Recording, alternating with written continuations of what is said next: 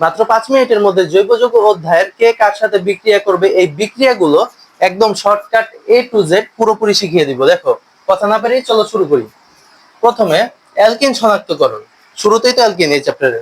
তো অ্যালকিন শনাক্ত কিভাবে করব, দেখো অ্যাল অ্যালকিন অ্যালকিনবো মানে তুমি অ্যাল নামের একটা জিনিস আছে ওটা কিনবা। তো অ্যালকিনতে অ্যালকিন আর বোতে ব্রোমিন দ্রবণ পরীক্ষা আর আরেকটা আছে কি বেয়ার পরীক্ষা। এই দুইটা পরীক্ষার মাধ্যমে এই অ্যালকিন শনাক্তকরণ করতে পারবা। এরপর দেখো, এরপর তোমার বন্ধু বললো অ্যালকাইন খাবি, এখন অ্যালকাইন কি খাওয়ার জিনিস? খাওয়ার তো জিনিস না।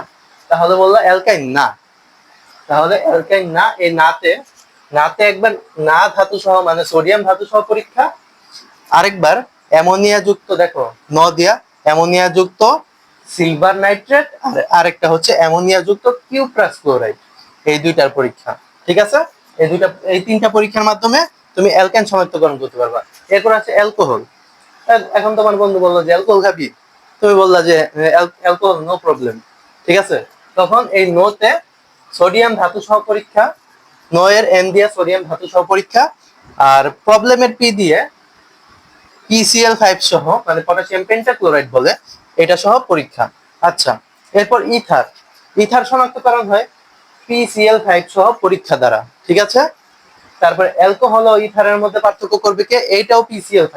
এরপর আসি মিথানল।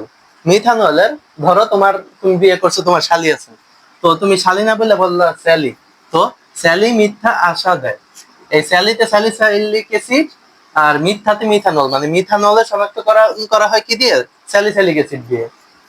আবার ইথানল, ইথানল শনাক্তকরণ করা হয়, যেমন তুমি একজনের ডাক দিলা যে এখানে আসো, এটা না বললা বললা কি ইথা আসো, ইথা আসো বললা, তো এই আসোতে সরেয়াতে আয়োডোফর্ম পরীক্ষা, এই আয়োডোফর্ম পরীক্ষা দিয়া ইথানলকে শনাক্তকরণ করতে পারবা তুমি।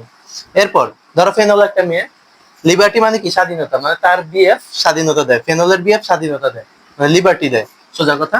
তাহলে ফেনল বিএফ তে বিতে ব্রোমিন ব্রোমিন সহ পরীক্ষা, আর এফ তে হচ্ছে ফেরাস ক্লোরাইড সহ পরীক্ষা, আর লিবার্টিতে লিবারম্যান পরীক্ষা। ঠিক আছে, এই তিনটা পরীক্ষা, এই দুইটা পরীক্ষা দিয়ে কি করতে পারবা, এই যে তিনটা পরীক্ষা দিয়ে তুমি ফেনলের শনাক্তকরণ করতে পারবা।